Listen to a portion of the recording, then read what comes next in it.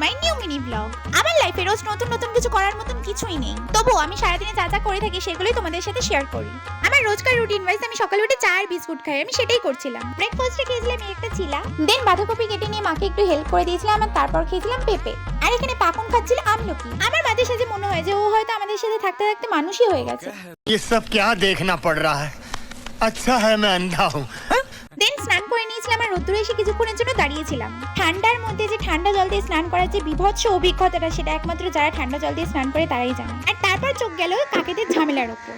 আর আমার পাকুন এখানে আমার মায়ের জন্য অপেক্ষা করছে, কারণ আমার মা গেছে বোনের স্কুলে, কারণ আজকে আমার বোনের স্কুল থেকে রেজাল্ট দিয়েছে। মাকে দেখে পাকুন ভীষণ খুশি হয়ে গেছিল। দেন দুপুরে লাঞ্চটা করে নিয়েছিলাম।